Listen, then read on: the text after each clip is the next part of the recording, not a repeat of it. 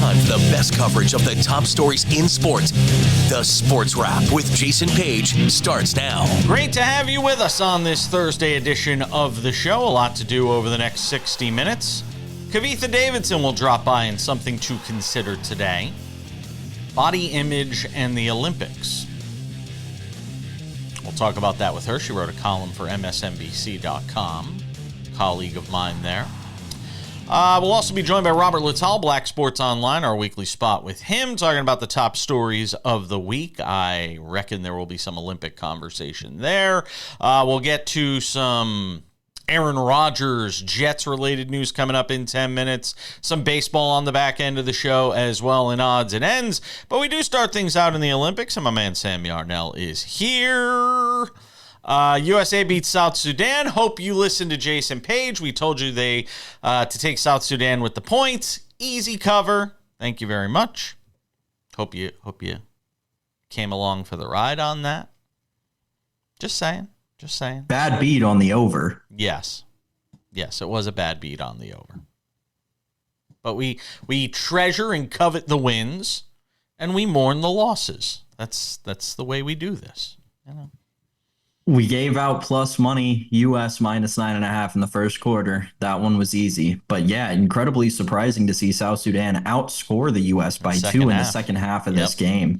Really, truly impressive stuff. And, you know, this South Sudan team, Jason, we've talked about it on this show. They had a lot of promise coming into this tournament, and I think it still reflects in this performance yesterday. While the U.S. did come out and slap them in the face, they were able to, come back and deal with that adversity eventually at the end of that game. What Luol Deng has done, and with his own money, for people that don't know the story, go on Google, just search Luol Deng, South Sudan, and go and read the story. Like, it is made for a movie. The South Sudan basketball team story is made for television movie stuff. Like, it is out of this world. Luol Deng is literally spending his own money to fund the South Sudan national basketball program. I mean, it's amazing. Go and read up on it. And you know what? I hope I don't know, are they going to make it through to the next round? Because I want to see that. I want to see them some more. You know, I know the point differential is going to be a big thing because they won a game. So we're going to have to see how. And that's why they were playing right to the buzzer yesterday. I don't know why the U.S. was playing to the buzzer. They were guaranteed a spot in the quarterfinal.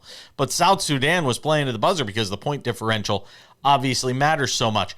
Look, at the end of all of this, when the biggest stories we're talking about with USA men's basketball is who is playing and who isn't playing, it speaks to how dominant they were expected to be and the fact that so far they've lived up to that expectation. Are there times where it gets a little sloppy and turns into an NBA All-Star game for a couple minutes? Yes. But I have to say, by and large, this team has looked focused and respectful of the teams they're playing against. They're taking it seriously, Sam.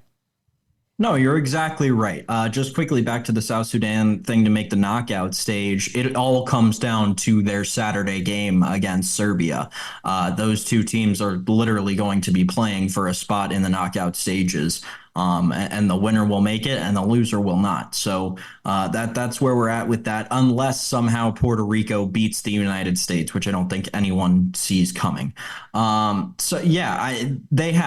definitely respected their opponents. I think that the levels of their opponents through these first two games specifically kind of have shown you a lot about this team, and as we'll expect them to do against Puerto Rico, right? Like, Serbia was going to be their toughest competition, and they really, like you said, took them seriously, shut down Nikola Jokic, and we saw that Serbia really didn't have another answer after that.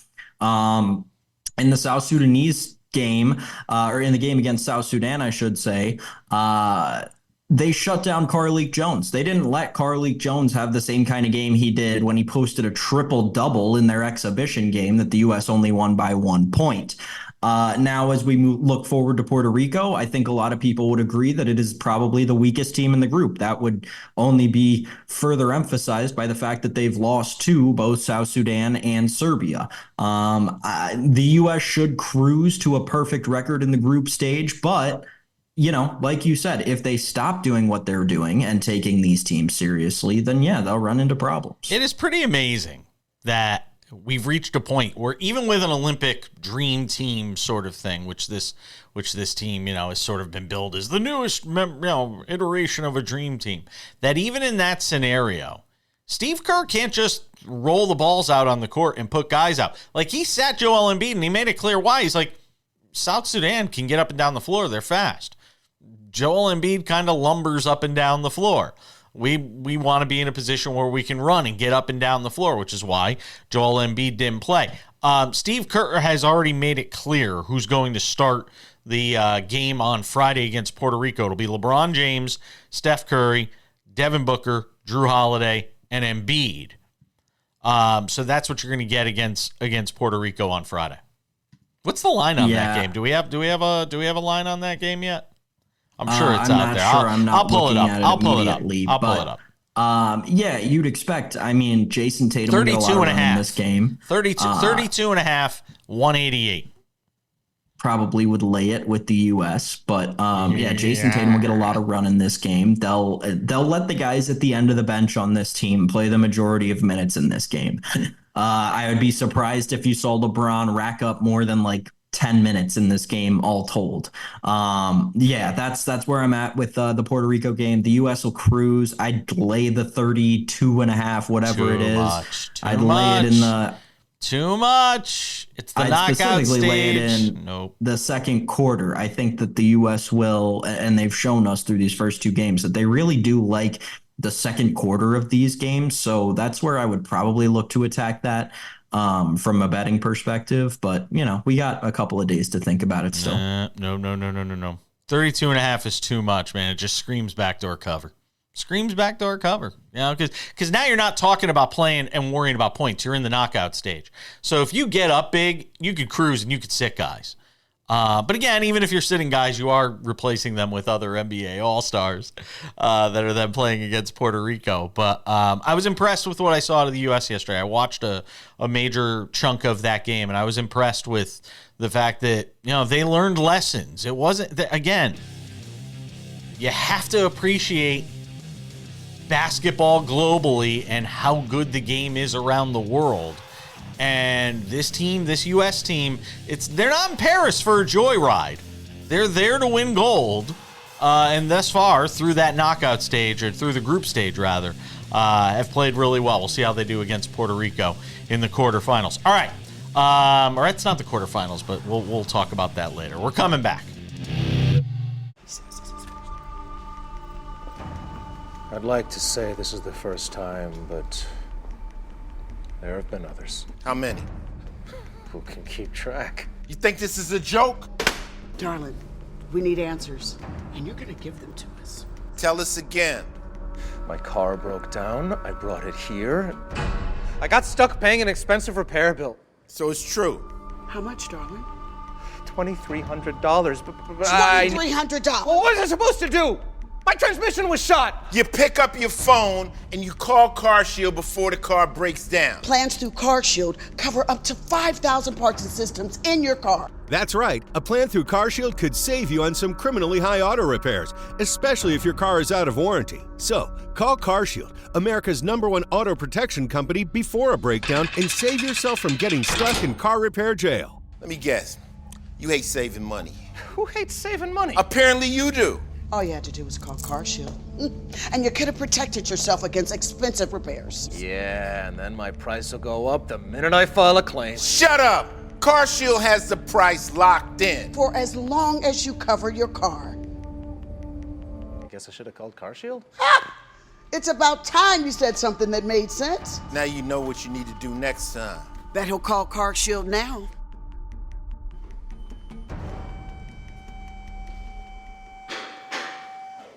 So can I go? Or CarShield has an A rating with the Better Business Bureau and was voted America's most trusted auto protection company. Don't get handcuffed paying expensive auto repairs. Call now and get the CarShield guarantee. Your price will never go up and your coverage will never go down as long as you cover your car. In just minutes, you could have a plan that covers up to 5,000 parts and systems in your car. Don't wait until it's too late. Get CarShield's best coverage yet.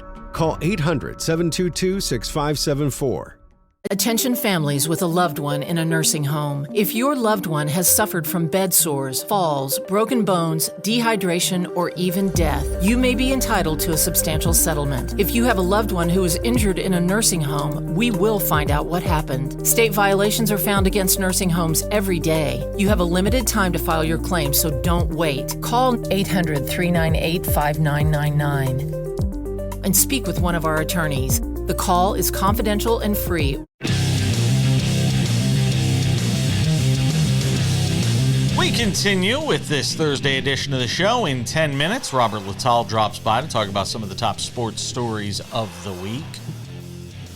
We'll also have an interesting conversation with regards to my lengthy interview with Tom Brenneman, which, if you missed a couple of pieces of, yesterday we had a couple of excerpts from that interview. The entire conversation, Tom Brenneman for the hour on Friday's Sports Wrap. So looking forward to that. By the way, our last show as we know it, today from the state of California. We will be in Las Vegas starting next week. Looking forward to bringing Sports Wrap to that city. It's going to offer up a lot of great opportunities for this show, and looking forward to that. All right, Sam Yarnell, there he is back with us. Talk about Robert Saleh. So I read this last night. Man, the Jets got to work on this whole communication thing, don't they?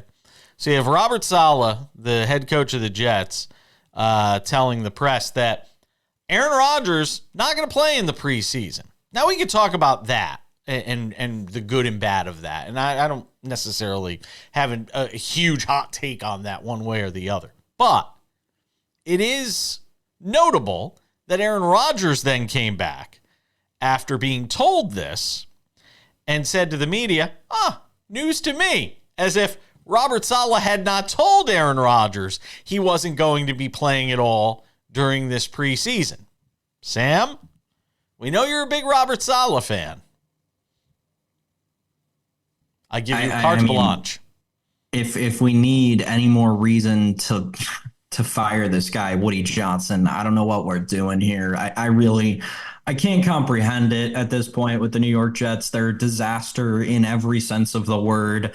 They're now not going to let their franchise, quote unquote, quarterback take snaps in a preseason because of he's recovering from his torn Achilles. But if you recall, Jason, at the end of last year, you and I were sitting here on this very show talking about, will Aaron Rodgers be back for the last few weeks of the season? Because his Achilles was allegedly healthy enough then, and he was running around at practice. But now he's not healthy enough to practice in the preseason. I don't know if it's the leftover effects from the ayahuasca or what it is, but there's no reason that your franchise quarterback, after playing 4 snaps last season, should have any reason not to play at least multiple quarters of this preseason. You should play the first quarter in at least 2 of the games in this preseason. And I don't care if it's just handing off the ball on running plays. You need to get him game action. This is a guy who will go in to week 1 not having seen real game action live and in person at that point in a calendar year. That's not going to end well for the Jets. I'm torn on this. I'd like to agree with you, and I'd like to crush the Jets for the decision not to play him during the preseason, if that's indeed what they wind up doing. You know, obviously it's been floated now by Robert Saleh. But at the same time, man, you've got one shot at this. You cannot have a repeat of what happened last year. And you know what, man? Preseason, guys are trying to impress.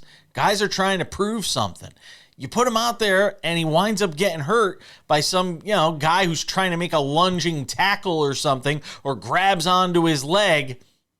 I get what you're saying, that you need to see something from him on the field prior to game 1. At the same time, you've got 20 years. You've got 20 years of Aaron Rodgers on the field. It's not as if this is something that's new to him. I get where the Jets are coming from on it. I think the miscommunication on it between Rodgers and Saleh, that is a continued trend that we continue to see within this organization, which is another problem unto itself. I hear you on the we've seen 20 years of Aaron Rodgers. We've seen 0 snaps of Aaron Rodgers post tearing an Achilles, which is a huge deal for a quarterback in Aaron Rodgers who's been mobile throughout the pocket his entire career. That is going to be a big deal, and you're going to need reps under that. All right, well, hold on. But if the Jets are seeing him every day in practice, they saw him in voluntary workouts, right? If they saw something that demanded the need to see more in an exhibition game, in a preseason game, then I think they'd be more prone to put him in that position. But they've obviously seen enough, and at some level, you got to trust the guys that are watching him every day, and not just in the media parts where the media is allowed into a workout or a practice.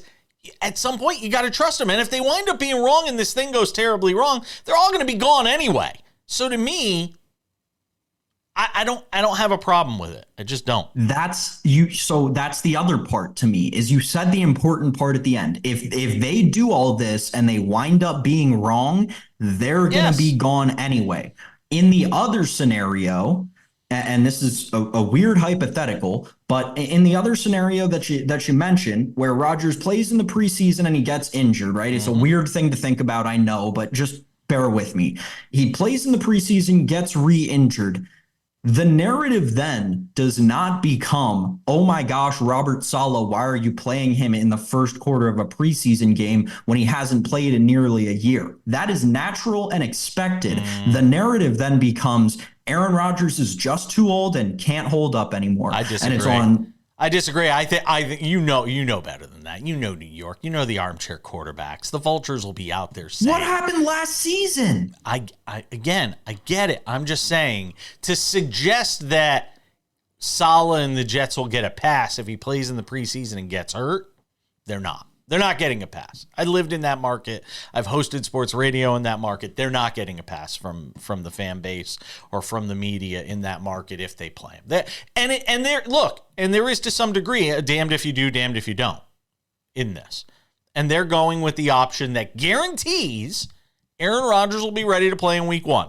What happens in week 1? Just roll the dice, baby. We'll see what it looks like come week 1. We didn't have time to get into the Garrett Wilson drama with him and Rodgers, because apparently at practices they've had some fun little spats. They both say it's nothing, and maybe it isn't anything. Maybe it's healthy. Maybe it's good, healthy conversation and dialogue. Because, Jason, you and I, we know Aaron Rodgers to get along with star receivers on franchises where he is somewhat more of a star than them. That usually works. I'm looking right at you, Devontae Adams. Garrett Wilson's got a little bit of that D word in him. And I don't mean anything derogatory. I mean diva. He's got a little bit of that in him. And you got a quarterback who's a bit of a diva. So we're coming back with Robert Littal next.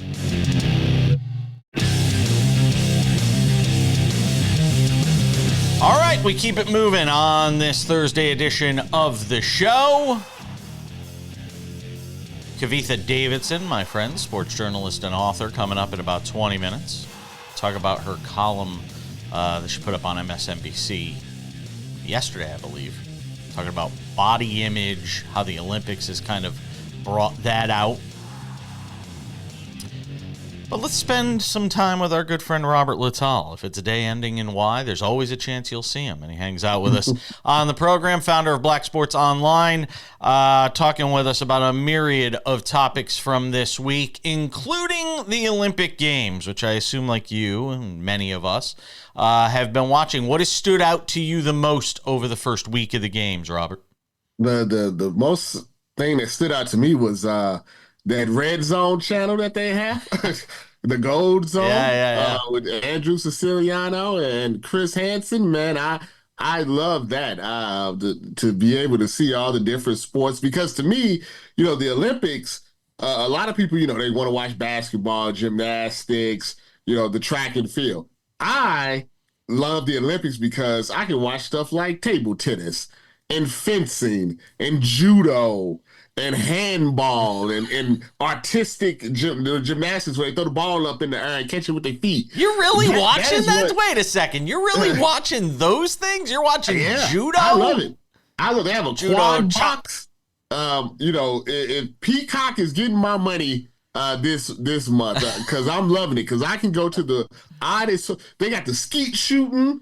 The guy just stands there like Jason Bourne, and man, I love all of the not weird, but the obscure, sports that they have. I get a real enjoyment out of watching those. What's if there's one sport that you see during the Olympics that we don't see, like on a regular basis, that you wish was like a regular thing in the U.S., we need a league for this, has got to be it. What would it be? Yeah, I guarantee you, if we had a legit rugby league. Well, they're trying. They're trying to get rugby pumped up in this country. That's one they're trying for. If you get a legit rugby league, the way that people are in the United States, and you promoted it right, did you see the clip of the girl jumping up and grabbing it, and then the other girl ran 99 yards? Alona Mar going beast mode. Right, to win the bronze.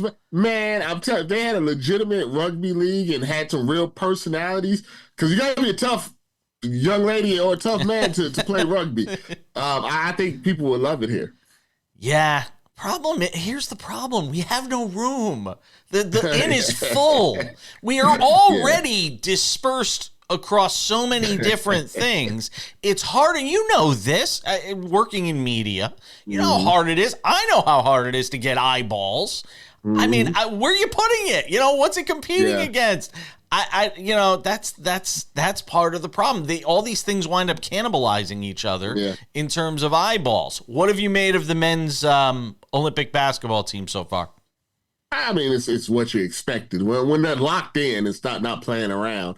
They're going to be hard to beat. I thought all of the stuff about Jason Tatum not playing, and then, Joel Embiid not playing, and Steph shooting. I think all of that is just, we have nothing else to talk about, so we're just making stories, kind of out of the air. When you're on a dream team, when you have 12 guys and probably at least 9 or 10 of them are going to be, Hall of Famers, somebody's going to have to, sacrifice. But I guess the most surprising, maybe not even surprising, because I see it I see it every year, is that once again, LeBron seems to be the main guy, seems to be the best player even at his age. And it just makes you wonder, when is he ever going to, slow down? Because it doesn't seem to be happening anytime soon. Everybody's talking about, this is his last contract. I'm like, I wouldn't put anything past him. He's going to play. Like Tom Brady, we were always like, all right, now it's year by year. And he just kept going and going and going. I say the same thing about LeBron. At the moments where these games matter the most, he is still able to take over. And again, kind of like my dog still, my dog's 13 years old. He goes to the park. And he'll run, and he still has these bursts. And we're like, wow, man, I can't believe he still has this energy at 13. You got to wonder if at some point with LeBron, like my dog, later in the day, we're like, oh, yeah, he's just sleeping all day. What is the trade-off for LeBron at this point? I don't know. I mean, because... what deal with the devil is he made to be able to continue going this way? Averaging over 25, 5, and 5 for 20 plus years. Yeah. It's really it's unfathomable to think about. If you're really thinking about it, it's really crazy, and he just doesn't seem to be slowing down. You never know. I mean, I don't know what deal he's made, but it's working out, whatever it is. Yeah, it's funny. I was saying this to Sam earlier in the week when we were talking about the women's U.S. Olympic team, and I'm like, man, in the middle with their bigs, and obviously Asia Wilson, and what they're able to, and Brittany Griner, and still what they're able to do. But, man, they could have used some of these young guards. They could have used some of these young whippersnappers that the WNBA brought into the league this year, including Caitlin Clark. And Dawn Staley even kind of referred to it as, hey, if we had a do-over, if we were drafting it, just before the games and putting the team together, maybe we put her on. It almost feels like they know that. And I said this to Sam, and I'll be curious to see what you think about it. The more I think about it, it almost feels like they wanted to do this with this group because 4 years ago, this group didn't get the proper send-off because it was an Olympics with no fans. It almost makes me wonder if that had a lot more to do with bringing back the old guard, so to speak, for one last run and letting them be showered with adoration from actual fans as opposed to empty seats. Well, a couple of things, first off, what the other teams lack in size, they make up in speed because they're smaller and tinier. So that's the main problem, like you said, with the guards situation. Secondly, hey, look, numbers don't lie. I saw where their game was the least attended out of all of the basketball games, men, and women. And let's be honest, nobody's really talking about them in a wide kind of spread media. The only time I've actually even heard anybody even speak about the Team USA women's basketball was in regards to what Don Staley had to say, of course, about Caitlin Clark. I've heard more about Caitlin Clark shopping at the grocery store and Angel Reese on vacation with a Pistons player than Team USA at the Olympics. Wait, who was Angel Reese on vacation with? Jalen Duran from the Pistons. Really? The European vacation. And I believe they are dating. They're having a little dalliance, young people. Wow. I like it. I appreciate the gossip. It's nice. Yeah, I'm here for that. Yeah. We're hanging out with Robert Littal, Black Sports Online founder, hanging out, talking about the top stories of the week. We're going to come back on the other side. I want to ask Robert an interesting question with regard to something we've got going on the show this week. We'll do that as we continue with this Thursday edition of Sports Wrap. Don't you go anywhere.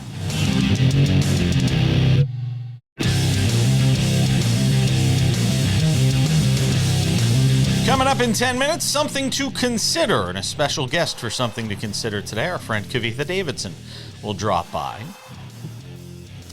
So make sure you're hanging around for that. Programming note, on tomorrow's Sports Wrap, we have a special edition of the show coming up. I had the chance to do a lengthy conversation or have a lengthy conversation with Tom Brenneman, the longtime Fox Sports and Cincinnati Reds former play-by-play broadcaster. You know the story by now. We've talked about it this week on the show. We played a couple of excerpts from the conversation on Wednesday's show. Tom Brenneman fired after a hot mic moment in which he made a remark that was offensive to the LGBTQ plus community. We are his first national TV interview.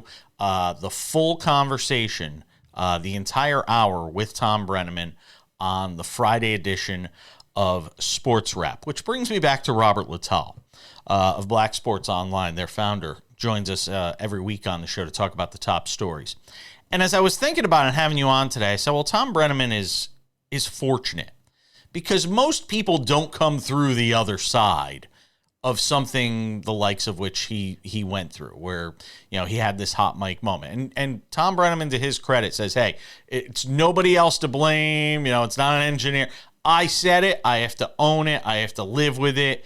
And even in part of the conversation, which was interesting, he said even now, 4 years later, he can walk into a restaurant and sense the eyes on him, where it'll be, some people are nice and still and understanding and forgiving, will come up to him and shake his hand and, talk to him. And then there's other times where he could just feel the eyes burning through him. And he's getting something a lot of people don't get, Robert, which is a second chance, which leads me to ask you this question. Is there somebody that you could think of that has been sort of exiled the way that Tom Brenneman was for 4 years that you would like to see get another opportunity? If so, who? I have a few, actually. All right. First off, Pete Rose. Wow. I feel like Pete Rose is someone that should be involved heavily in baseball. And should have always been heavily involved in baseball. And obviously we know what happened to him. Michael Irvin. I feel like, there's been things that have happened with Michael Irvin, and now he's off the air at NFL Network. You don't see him on Undisputed anymore, even though, he won his lawsuit or settled his lawsuit. Just a lot of things where I feel like they've tried to push, him out, a bit.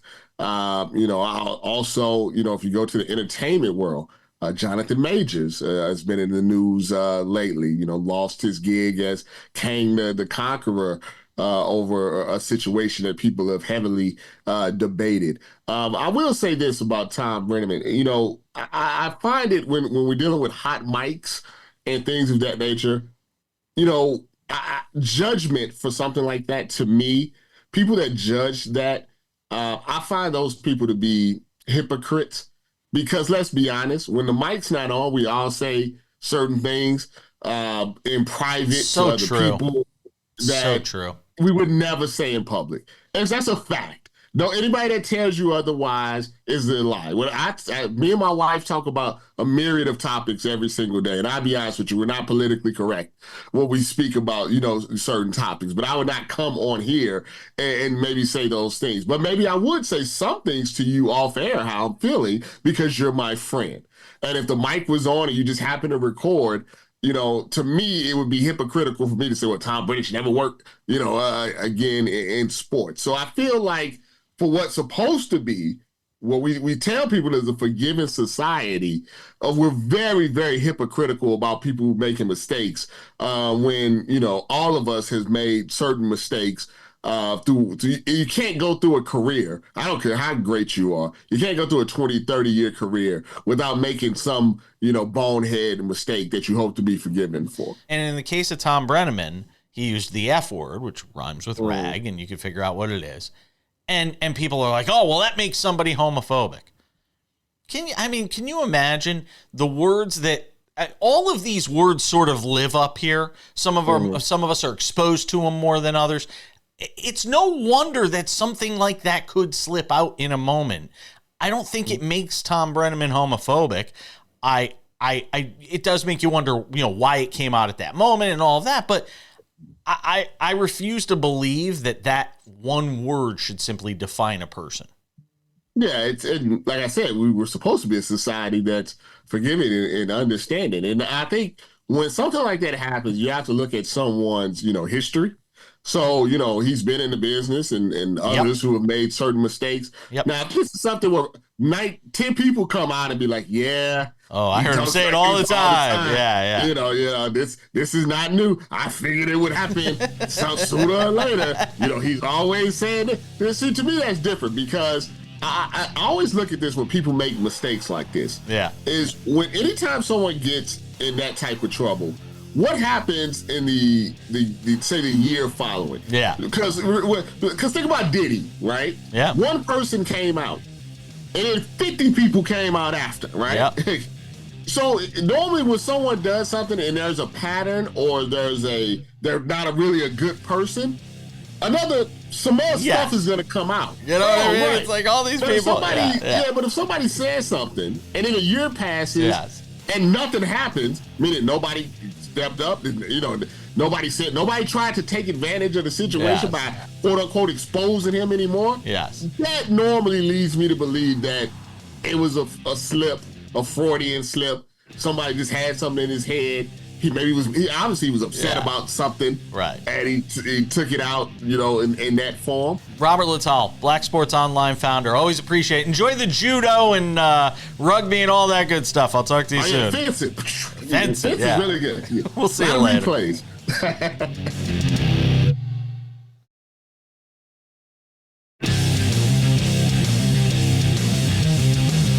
Odds and Ends wraps up the show in 10 minutes. Sam will return for that. In the meantime, something to consider on the show. And a special guest for something to consider today, our friend Kavitha Davidson, sports journalist and author. She's got a book. I know I'm going to screw this up. How to Love Sports When They Don't Love You Back. Did I get it? You got it. I got it. You got it. See? I got her on today because I was perusing social media last night, and I came, you popped up in my feed, and we both write for MSNBC.com on their opinion page, and you wrote a terrific piece about Ilona Mar, talking about body image issues. She's the rugby star. She's kind of taken on her haters. As it says in your column, And I wanted to bring you on just to kind of talk about the topic of body image in these Olympics, because I've even seen it discussed. I even saw somebody just casually write a question on X that I was like, wow. And it makes you think, why do the women in beach volleyball have to wear bikinis? Like, what? Like, and you don't really think about it because you just accept it because it's always been that way. So even from one extreme of the ultra feminine but athletic women of beach volleyball, all the way to the other end of that, to the more beefy, if I could use that word, stronger, muscular women of Amar, I just kind of wanted to get your perspective on it because the piece was fantastic. And if I could, I'd just read the entire piece on television. But I wanted to kind of give you a chance to expand upon it. Well, thank you. I mean, first, I will say that on the beach volleyball thing, this is kind of new. One of the American pairs was wearing leggings instead of the bikini, and a bunch of men were mad about it. And, that is always a topic of conversation, right? Like, I mean, we had this many years ago. I believe the Australian women's basketball team was forced to wear these kind of skin tight bodysuits that were not ergonomic to playing basketball, but showed off their beautiful bodies. The Ilona Maher thing is really, it's frustrating that this is still a topic of conversation. And, she's, first of all, like, just been a sensation on social media. And obviously, the women's rugby sevens team just won the first Olympic medal ever. So, she's made it all the way to the podium. But, her posts and her kind of vibe have been, centering a lot of advocacy for body positivity, which, she's got broad shoulders. She's got a muscular build, as you said. And she's talked a lot about how she's been shamed for her weight since she was in middle school, which is obviously ridiculous because we are talking about one of the best athletes in the world. But so she was responding to one of the more trolling of the comments that basically said, I bet this person has a BMI of 30. And then she did a TikTok video and she was like, you know what? I do. It's actually 29.3, but I do. And, I've been told I was overweight my whole life. But here's the thing.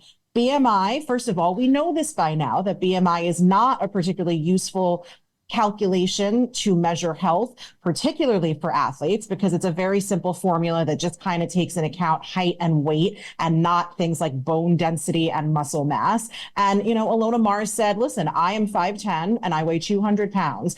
170 of those pounds is lean muscle. So her body fat percentage is 15%, which is obviously she's in incredible shape.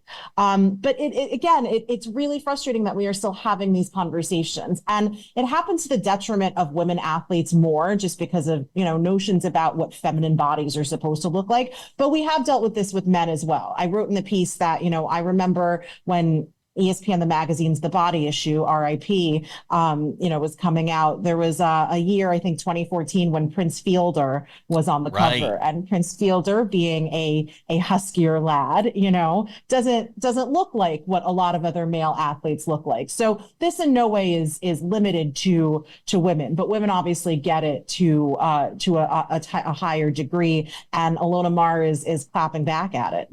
I got a couple minutes left with you. This is one of the things that makes the Olympics great, though, because these are topics that outside of the Olympics, we won't generally discuss within sports. And because you get a light shined on athletes you wouldn't typically see, sports you wouldn't typically see, things that are not in our daily frontal lobe, that the Olympics kind of offers up these unique opportunities to discuss things we wouldn't typically discuss. Simone Biles, even 4 years ago, with mental health illness and all that stuff. We'd never talk about these things. Yeah, that's absolutely true. And what I wrote in the piece is, while the Olympics do give us this opportunity to talk about athletes, to see sports that we don't see on a regular basis, they also give us an opportunity to see bodies that we don't see on a regular basis. You see the diversity of athletic body types, right? Like a gymnast is not built the same as a shot putter, and a rugby player is not built the same as a swimmer. But these are all, top 1% world-class athletes that look different but are equally healthy. Yeah, and it really is something to to behold. Hey, real quick, I only got about 60 seconds here, even less, about 35 seconds, let's just say. What is the story that has most that you find yourself most engrossed in during these games right now? I mean, you'd be hard pressed to not say Simone Biles, right? Because it's just, I mean, she's just from another planet. We've never seen anything like this. We probably will never see anything like this again. I will add, as a shameless plug, the next episode of my podcast is going to focus on a new sport, which is breaking. So look out for that. Breaking. Okay. I still say bowling should be in the Olympics. I'm just saying it's a universal sport. There's no bowling. How do we not have baseball? Baseball's coming back for LA, though. Right. We will see baseball in 4 years, baseball and softball. Kavitha Davidson, check her out on TV. She appears on MSNBC, writes for MSNBC. She's got the podcast, too. Thank you, my friend. Thanks, Jason.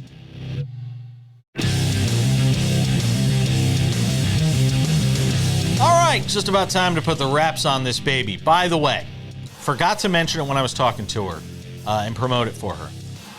Our friend Kavitha Davidson, who just joined us on the show, she also has a new podcast out, which you may have heard her reference during our conversation. It's called Sportly, Sportly.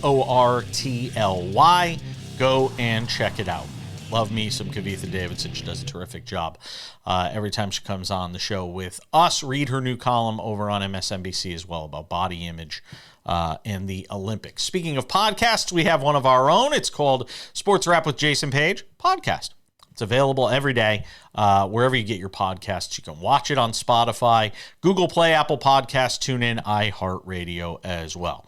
Without any further delay, time for some odds and ends. Sam Yarnell. Odds and ends, the end for a baseball. Jackson Holliday sent one into orbit yesterday. First career home run. It winds up being a grand slam as he gets the recall from Norfolk. And we'll spend the rest of the season with the Baltimore Orioles. Hit one out onto Utah Street yesterday. It was his only hit of the game. 4 runs driven in. Big one for the Orioles as they beat the Blue Jays. Jackson Holliday doing things. Jason, hand up. I was incorrect. I said that, hey, maybe this isn't the best idea, calling Jackson Holliday up into a big spot, into a playoff race, into a division race with, 2 of the 5 best teams in baseball right now. Or I guess I shouldn't say right now, but over the course of the season. It made a lot of, it did not make a lot of sense to me, but then, he hit that ball onto Utah Street, and it was like everyone kind of took a sigh of relief around the Baltimore area and around that Orioles organization. It was awesome to watch, and it's not going to be too long until we're talking about Ethan Holliday, his younger brother, who's a projected number 1 prospect and who will be going in the draft in just a couple of years. So great for the Holliday family. And I was talking to someone in the baseball world today. They were saying, I don't know what's in the water in Oklahoma, because Matt Holliday's kids, they're just all incredible at baseball. Yankees stay within a half a game of the Orioles as they win yesterday. How about the Yankees with a sweep of the Phillies in Philadelphia? Wow. That's like, pretty impressive stuff. Anyway, we'll have plenty of baseball coverage next week on the show. Odds and ends, Carlos Alcaraz continues his run. No end in sight for him yet as he continues to run through the Olympics. He is on his way to the semifinals. Who he faces there, it'll either be Casper Ruud or Aliassime from Canada. So we will keep an eye on the Olympic tennis. Novak Djokovic still very much alive in these Olympics as well as of the moment we are doing the show. We will see if those two can potentially meet up. Can we just get Alcaraz and Djokovic in the final of this thing? It's great to get them in a major and in a slam. It's another thing if we get them in the Olympic final. That would be just out of this world. Might be one of the highest rated things you get in these Olympic games, by the way, if you get those two meeting up, because it would obviously mean so much to both of them. In the case of Alcaraz, by the way, becomes, I think, the youngest since Djokovic in 06 or 08 to make it into an Olympic semifinal. So that is interesting to note as well. Odds and ends. The end has come for Gordon Hayward. Has he really played 14 years in the league? Did I read that right? Gordon Hayward made it 14 years? Called it an incredible ride. Unfortunately for Gordon Hayward, it's all about the injuries. It's all about the injuries. Man, he was a stud in Utah. And the second he left Utah, that was it. Just injury-ridden, really, for the rest of his career. Still, 14 great years. You're watching highlights of his greatest game in the league, his career-high 44 for the Charlotte Hornets in a win over the Hawks during the COVID year of the NBA. But nice career for Gordon Hayward. Made a lot of money. Made a lot of money, too. Very much so, especially for a guy that and I really, truly did not realize this until I looked it up when he announced his retirement. He only made one All-Star team in his career. This is a guy who I feel like was in discussions for Team USA. If maybe he was on the 2016 Team USA, and in discussions for the 2020 Team USA, and still he only made one All-Star team in his career. Absolutely incredible. Gordon Hayward was a very good basketball player, and I think the money that he made really reflects that more potentially than the hardware that he took home. Can you imagine this? He made his last deal with the Celtics was 4 years, $120 million. I hate to say it, but I mean, ski mask, back up the Briggs truck. I mean, come on, man. I mean, 4 years, he made $270 million in his career. You make $270 million in your career. You better be in Springfield someday. That's it's a lot of money. Yeah. Sam. It's a lot of cabbage. You're right. But then again, it's the NBA. Everyone gets in the NBA Hall of Fame, or the Basketball Hall of Fame. Well, he ain't getting Gordon Hayward will be there. No, he won't be in the Hall of Fame.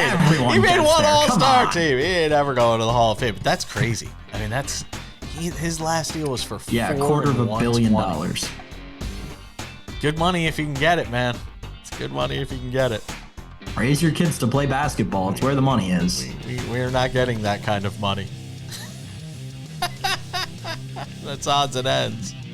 Wraps it up for us on the show today. Tomorrow, special episode of Sports Wrap. Sports Wrap presents my conversation with Tom Brenneman. Look out for that. We will see you back here on Monday as well. Thanks to our guests, Kavitha Davidson and Robert Littal. Thanks to you, Sam Yarnell. Always appreciate it. We'll see you next week.